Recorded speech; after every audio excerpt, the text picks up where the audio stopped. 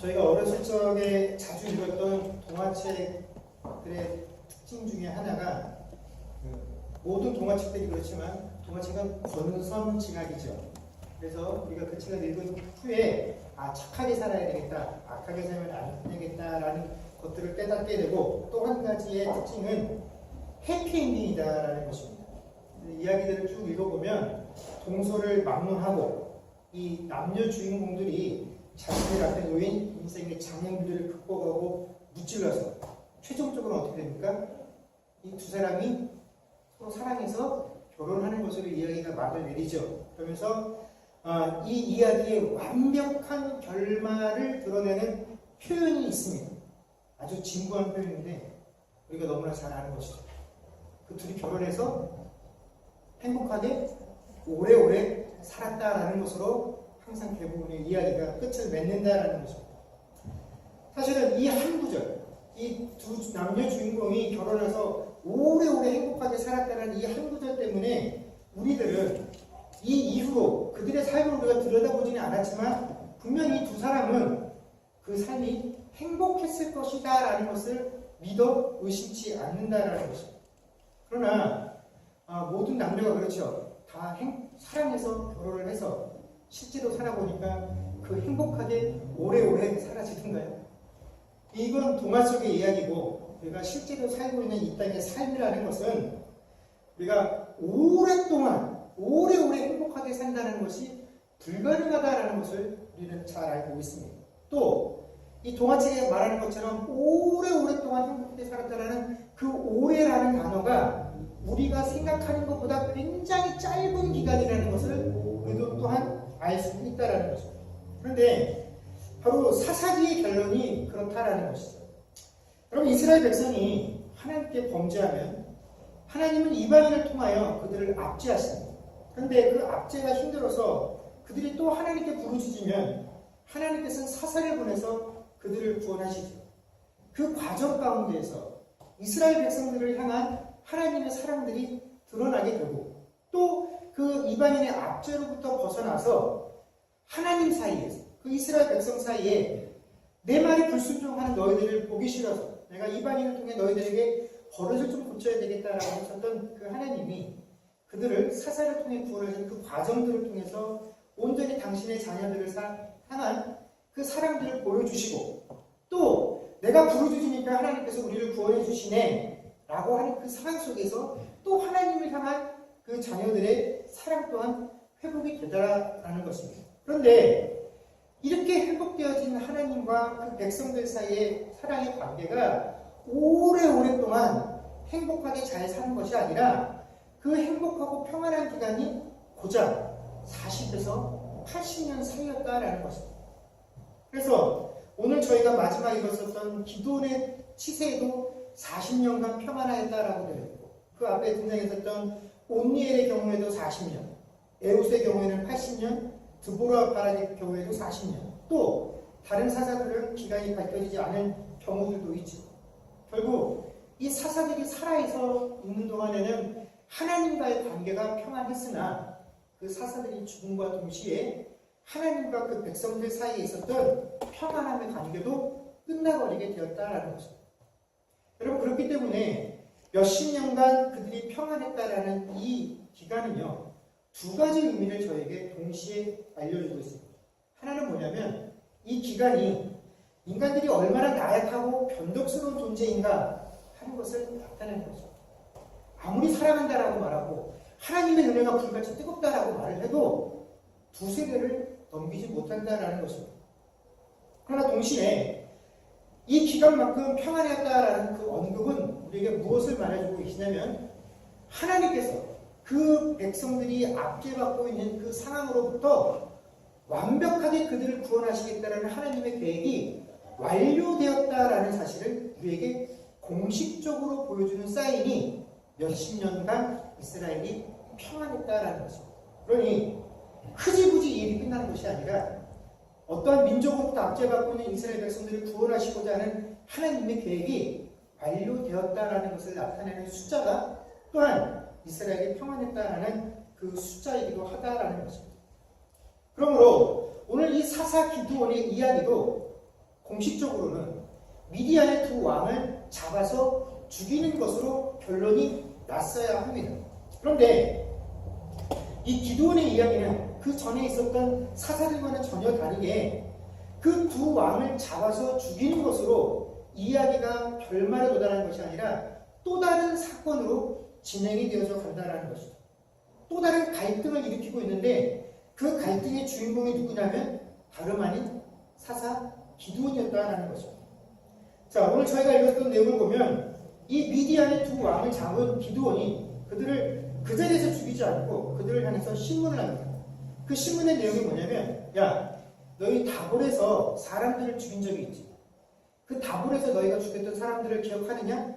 그 사람들이 어떤 사람인지 구체적으로 기억이 나느냐? 하고 물어봅니다. 그랬더니 그 두 왕이 뭐라고 대답을 하냐면 자신이 다볼에서 죽였던 그 사람들이 너와 같이 하나같이 왕자들의 모습을 하고 있었다라고 대답을 합니다. 나중에 밝혀지지만 이 두 왕이 다볼에서 죽였던 사람들은 누구냐면 기드온의 형제들이었죠. 그 사실을 이들도 알았던 것 같습니다. 그래서 지금 이 상황에서 자신들이 포로로 잡혀 있기에 그 기드온에게 좀 호의를 베풀어 달라고 하는 그런 의미에서 아부성으로 한 발언일 수도 있죠. 그들이 모습이 너처럼 왕자와 같았다. 그런데 여러분, 이 말에는 굉장히 중요한 의미가 담겨져 있죠. 이스라엘은 분명히 왕이 없습니다. 그런데도 불구하고 이 미디안의 두 왕이 그 사람들을 비유할 때 너와 같이 뭐와 같다고요? 왕자와 같다라고 표현을 했다라는 것입니다. 그런데 기드온이 이 말을 듣고 어떻게 합니까? 부정도 긍정도 하지 않죠. 그리고 자신이 하고 싶은 일을 그대로 진행을 합니다. 그러면서 만약 그때 너희가 그 다볼산에서 내 형제들을 살려주었다라고 한다면 내가 너희들을 살려주었을 것인데 네가 내 형제들을 죽였으니까 오늘 나도 너희들을 죽이겠다라고 이야기를 하고 그들을 결국 죽입니다. 여러분, 그는 이스라엘 백성들을 구원하시려고 시작된 이 하나님의 싸움을 누구의 싸움으로 만들어 버렸습니까? 자기 형제들의 원수를 갚는 한 개인의 싸움으로 만들어 버렸다라는 것입니다. 이 두 왕의 죽음은 누가 결정하신 것입니까? 하나님께서 결정하신 것인데 사람들 앞에 드러나는 그 마지막 순간에 이 사람들의 생명의 여탈권이 누구에게 있다라고 최종 사인하는 것입니까? 나에게 있다라고 최종 사인해 주었다라는 것입니다. 사사 기드온의 이야기는 그렇기 때문에 우리에게 굉장히 충격스러운 내용입니다. 여러분, 지금까지는 사사가 살아서 그 땅을 다스리고 있는 동안에는 최소한 하나님과 그 백성 사이가 어땠다고요? 평안이 이루어지고 있었다라는 것입니다. 그래서 그 사사가 죽은 이후에나 또다시 이스라엘 백성들이 하나님께 범죄를 했는데 이 사사로 기드온이 있었을 때에는 그가 통치 중에 있음에도 불구하고 사사와 백성이 한꺼번에 한마음이 되어서 하나님께 범죄하는 지경에 이르게 된 사실을 보여주는 인물이 바로 기드온이기 때문에 이 사사 기드온의 문제는 굉장히 심각한 문제를 우리에게 보여준다는 것입니다. 그런데 이것이 끝이 아니다라는 것이죠. 기드온은 그 전쟁 이후에 전리품을 취하게 됩니다. 21절에 보면 세바와 살구나를 죽인 후에 기드온이 그들의 낙타목에 있던 초승달 장식을 떼어서 소유를 하게 됩니다.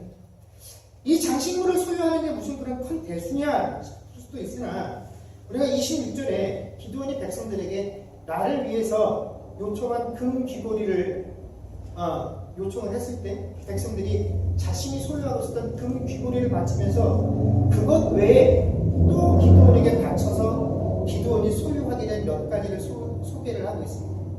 그때 함께 백성들이 바친 것들이 뭐냐면 초승달 장식물과 회물, 왕들이 입었던 자색 의복과 그들의 낙타목에 둘렀던 사슬이다라고 기록이 되어 있습니다. 바로 그 낙타목에 둘렀던 사슬이 세바와 살문나의 그 낙타들의 목에 있었던 것입니다. 자, 그런데 지금 여기에 그 금 귀고리 말고 백성들이 바친 이 모든 것들은 이방 사람들 중에서 누가 사용하는 것들이냐면 그 이방인 왕들만 쓸 수 있는 장식들이었고 왕들만 입을 수 있는 옷의 색깔이었다라는 것입니다. 자, 그 당시에는 이스라엘에 왕이 없었습니다. 그럼에도 불구하고 이 백성들이 이방의 왕들이 소유하고 있었던 물건을 누구에게 바칩니까? 자연스럽게 기드온에게 바쳤다라는 거죠. 이 이스라엘은 왕이 없었기 때문에 왕을 상징하고 왕을 돋보이게 할 만한 어떤 장신구도 존재하지 않았다라는 것입니다.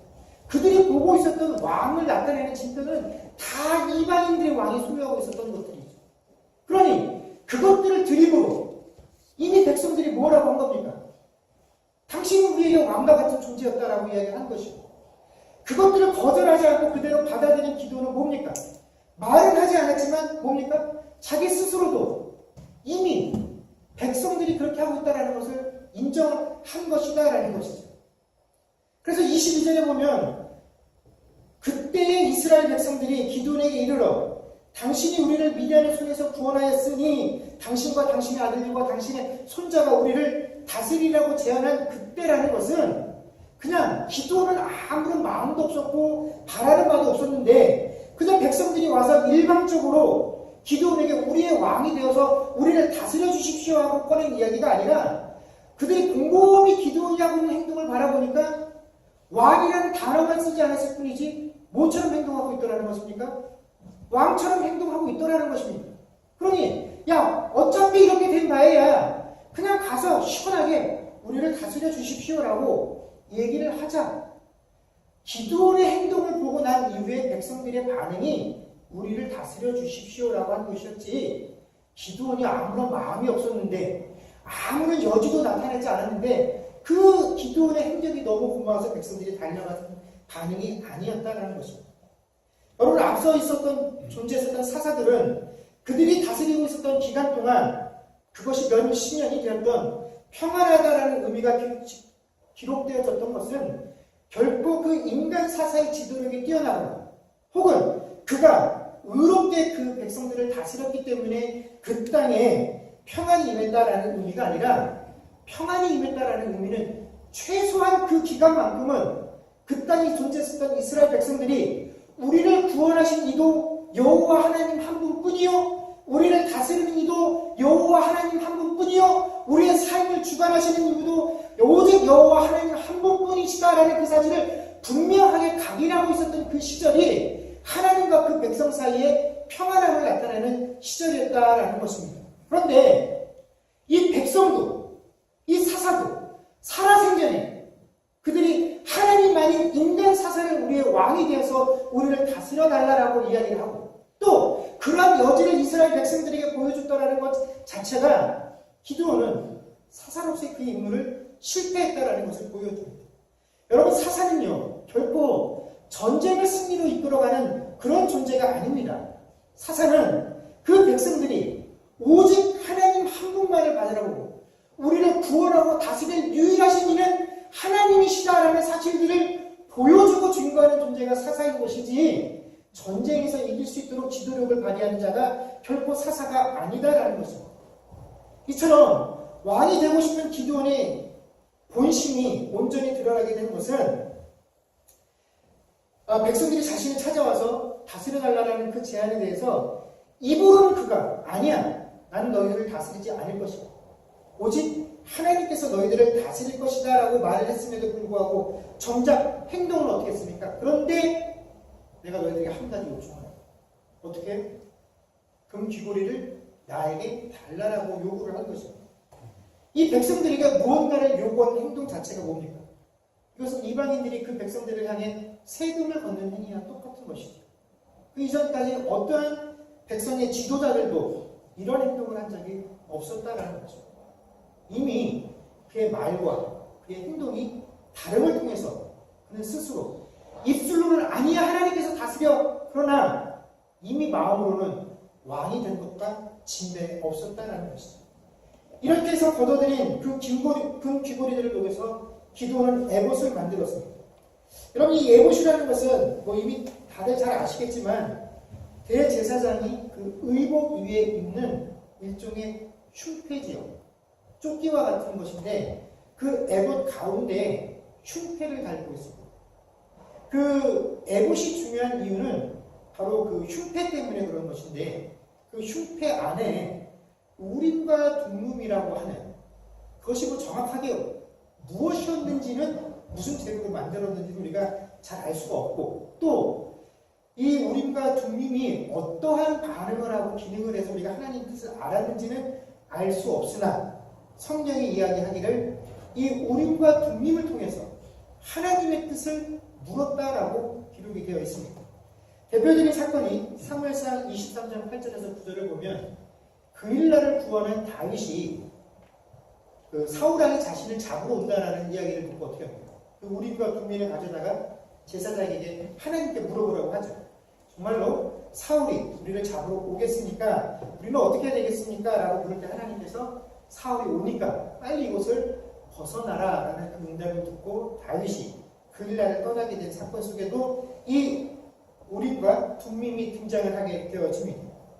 이렇듯 에봇이라는 것은 하나님의 뜻을 물어볼 수 있는 공식적인 도구입니다. 에봇이 있다라는 것은 하나님의 뜻이 그 백성에게 전해지기를 하나님께서 원하신다라는 것을 의미하는 것이죠. 여러분, 하나님께서 그 백성들에게 에봇을 주어서 우림과 둠밈을 통해서 하나님의 뜻을 물어보라고 하신 이유가 무엇이겠습니까? 아무리 그 민족과 그 백성들을 다스리는 지도자들이 선지자가 되었던 제사장이 되었던 너희들이 가지고 있는 그 직책을 의지하여서 그 직책이 주는 권위를 통해서 그 직책을 통해서 얻게 된 세상적인 지식들과 경험을 통해서 그 백성들을 다스리지 말고 어떻게 하라는 것입니까? 하나님께 물으라는 것입니다. 하나님께서 원하시는 것은 하나님의 뜻을 그 백성들이 묻기를 원하셨다라는 것이죠. 그래서 온전히 하나님을 의지하며 살아가는 존재가 되라는 것이 그 백성들에게 에봇을 주신 참 은혜입니다. 그런데 그 시대의 백성들도 그렇고 우리도 그렇고 하나님께서 우리에게 뭔가 하나님께로 가까이 나올 수 있는 방편을 우리에게 무엇을 주시면 어떤 구체화된 물건들을 우리에게 허락해 주시면 우리는 그것을 통해서 하나님께 나아가려고 하는 것이 아니라 그것을 소유했다라는 것으로 내가 하나님께 더욱더 가까워졌다라고 생각들을 한다는 거죠. 기도를 통해서 하나님께로 나아가고 기도를 통해서 하나님의 뜻을 아는 것이고 하나님의 계획을 아는 것이고 하나님과 소통하게 되는 것이지 여러분 기도가 모든 것들을 해결하는 것이 아닙니다. 여러분 목사가 존재하는 이유는 여러분에게 하나님의 뜻이 무엇인지를 분명하고 바르게 가르쳐주기 위해서 존재하고 여러분들을 섬기기 위해서 존재하는 것이지 여러분들로 하여금 목사들을 섬기고 목사들을 갖춰주라고 해서 목사들이 존재하는 것이 아닙니다. 교회에 존재하는 모든 조직과 기도들과 직분자들은 여러분 새신자를 위해서 믿음이 부족한 자들을 위해서 그들을 섬겨서 하나님의 장성한 분량에 이를 수 있도록 그들의 믿음을 더욱더 공고히 할 수 있도록 해서 세워진 것들이지 그 위에서 더 많이 배웠고 더 경험이 많기에 그것들이 권세가 되고 그것들이 다스림의 위치가 되어져서는 결코 안 된다라는 것입니다. 그런데 사람의 식구라는 것이 항상 하나님께서 우리에게 그렇게 해주신 것을 소유함으로 이게 내 권위가 되어진다는 거죠. 목사가 권위가 되고 장로가 권위가 되고 40일 기도를 했다라는 것이 권위가 되고 금식 기도를 했다라는 것이 권위가 되어져서 이것으로 사람들을 가르치려고 한다라는 것이죠. 여러분 에봇을 하나님께서 만드실 때 이 에봇은 누구에게 허락하신 도구였냐면 오직 대제사장에게만 허락하신 도구였습니다. 이미 대제사장은 세겜 땅에서 자신의 직분을 임무를 수행을 하고 있었다라는 것입니다. 그렇다면 그 대제사장이 소유하고 있어야 될 그 에봇을 굳이 자기가 만들어서 세겜 성읍이 아닌 자신의 거주지였던 오브리 성읍에 두었다라는 것은 누구와 경쟁을 하겠다는 것입니까? 하나님과 경쟁을 하겠다는 것입니다. 진정 하나님의 뜻이 무엇인지를 알고자 한다라고 한다면 특별히 이미 그 앞서서 수많은 시간들을 통해서 하나님 이것이 정말 하나님의 뜻이 맞습니까? 이것이 정말 나를 향한 하나님의 계획이 맞습니까? 하는 그런 특별한 시간들을 통해서 하나님의 뜻이라는 것이 무엇인지 그 하나님의 계획이라는 것이 무엇인지에 대해서 개별적인 체험을 했었던 기도원이라고 한다면 이미 하나님의 뜻이 무엇인지 알기에 그래 이 에봇은 당연히 제사장의 소유물이 되어야 하고 그곳에 있어야 한다는 것이 명백한 하나님 뜻임에도 불구하고 자기 스스로 그것을 만들어 자기 성읍에 두었다는 것은 하나님의 뜻 같은 것은 이미 안중에 없었고 그것을 소유함으로 무엇입니까?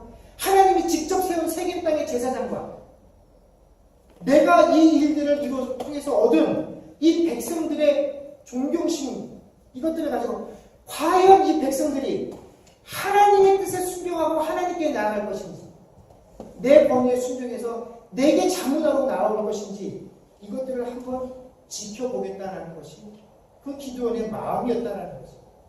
그런데 여러분 기드온이 이러한 마음으로 이것을 만들었음에도 불구하고 백성들은 그런 기드온을 책망하기보다는 어떻게 합니까? 그가 만든 에봇을 음란하게 섬겼다라고 이야기를 합니다. 여러분 성경에서 음란이란 무엇입니까? 우상을 섬기는 표현을 음란하게 섬긴다라고 이야기를 합니다. 여러분 비록 대제사장이 착용을 하는 물건이었고 하나님께서 허락하신 제도였음에도 불구하고 하나님께서 정하신 그 의도와 방법을 벗어나게 되면 여러분 그것은 뭡니까? 우상을 섬기는 것과 전혀 다를 것이 없다라는 것입니다. 하나님의 뜻에 따라 제정된 에봇임에도 불구하고 그것을 기드온이 자기 개인의 욕심을 따라 설치해 둠으로써 그것은 이미 하나님께서 허락하신 그 의미와 목적들을 잃어버리게 되었다라는 것이죠. 자, 여러분 같으면 이런 상황 속에서 어떻게 하시겠습니까? 세겜 땅에 가서도 하나님의 뜻을 물을 수 있고 오브리에 가서도 하나님의 뜻을 물을 수 있는데 그 오브리 땅에 가면 바로 얼마 전에 우리를 미디안의 압제로부터 구원해낸 그 혁혁한 정복을 올린 기드온이 사사로서 직접 살아있어요.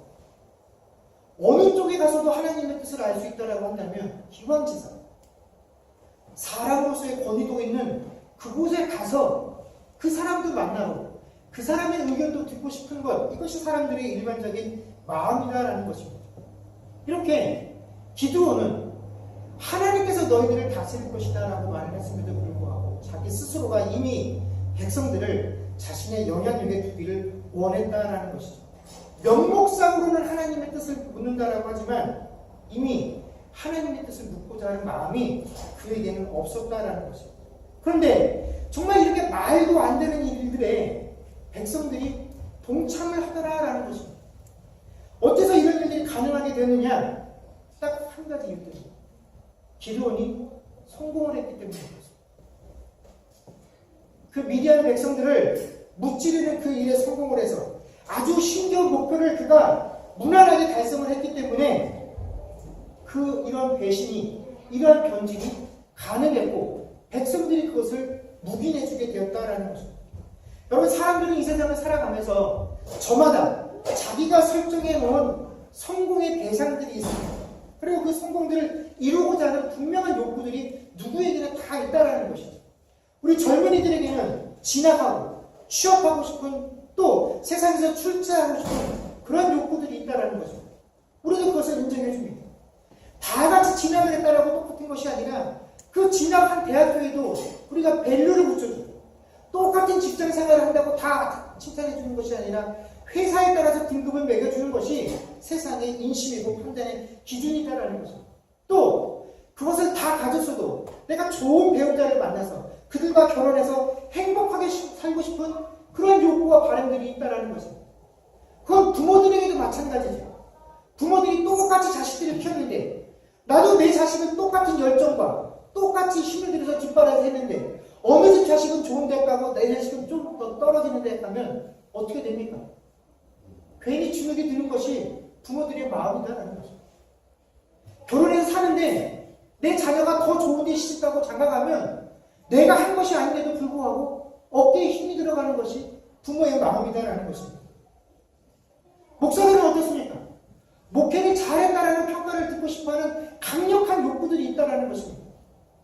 신자들은 어떻습니까? 성도들이라면 당연하겠으나 모든 사람들에게 야 저분 정말 신앙생활 잘해 라는 그런 평가를 듣고 싶은 그런 욕구들이 있다라는 것입니다. 무엇을 통해서라도 누군가 입에서 그 이야기를 들어야 비로소 내가 그래도 한평생 신앙생활 성공했구나 하는 이야기를 듣는 것으로 만족하고 싶어 한다는 것입니다.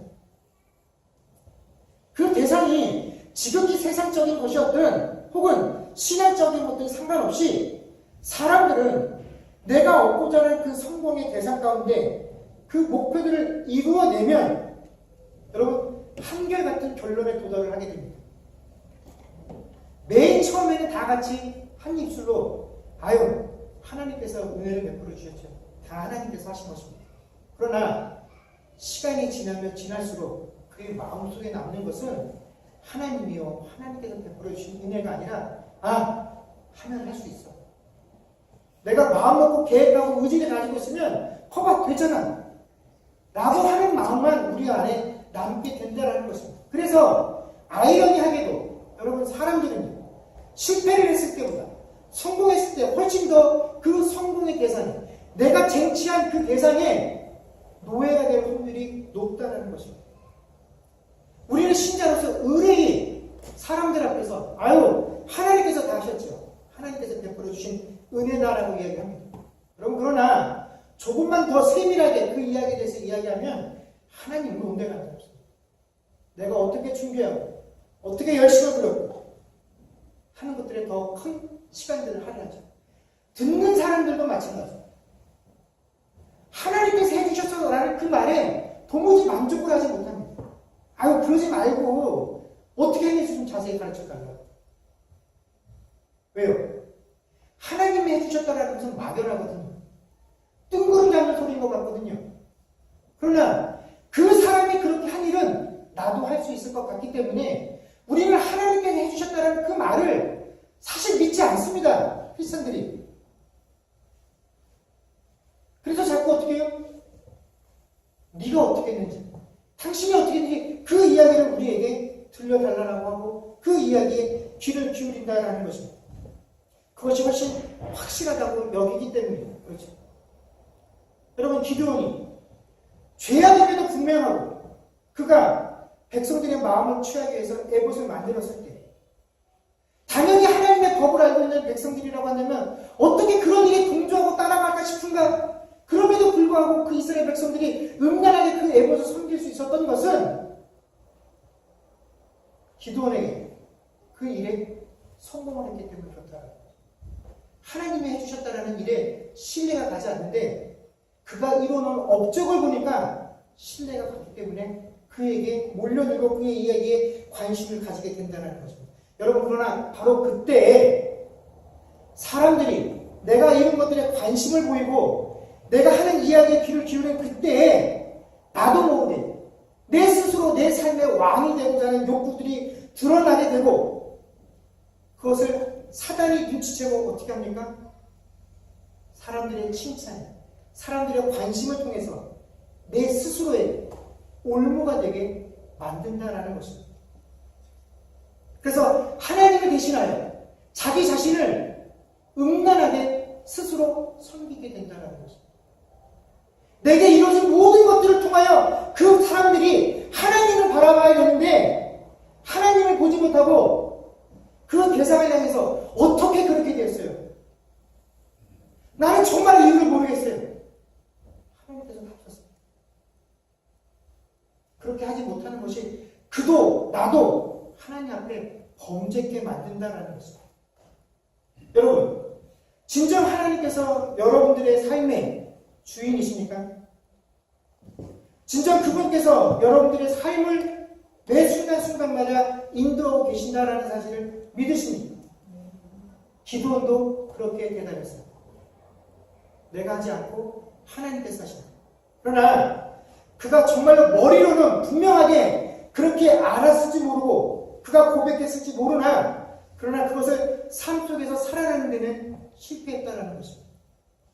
그리고 기도원에 의해서 보는 것처럼 신자가 하나님께서 모든 것을 행하셨으면 내 삶의 주인이시다라는 사실을 고백하는 것, 그것을 아는 것과 그러한 삶을 살아가는 것은 분명하게 다르다라는 것입니다. 완전히 다른 것이다라는 것입니다. 여러분, 우리가 어떠한 상황 속에서도 내가 하나님의 백성으로서 이 모든 것들을 행하신 이가 하나님이시며 이 모든 것들이 하나님의 뜻과 계획이 이루어진 것이다라는 것을 통하여 하나님께 순종하고 그 하나님께 영광을 돌리기 되기 위해서는 정말로 이 모든 것들이 하나님의 뜻이었고 하나님께서 행하시는 일이었다는 것을 그 내용에 우리의 마음이 온전히 사로잡혀 있어야만 한다는 것입니다.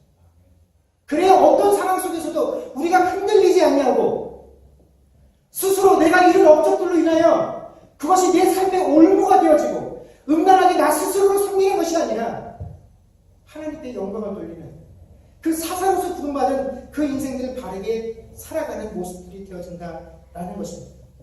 여러분, 하나님께서 우리에게 허락하신 성공과 또 남에게 없는 남다른 재능과 지혜가 혹 우리에게 있다라고 한다면 하나님 앞에서 그것들이 나 스스로를 음란하게 섬기는 도구가 되지 않도록 진정 하나님만이 내 주인이시며 내 삶의 모든 것들을 이루시는 분이시다라는 그 고백으로 끝나는 것이 아니라 그 고백과 합한 삶을 살아갈 수 있는 저와 여러분들이 되어질 수 있기를 주의 이름으로 간절히 축원합니다.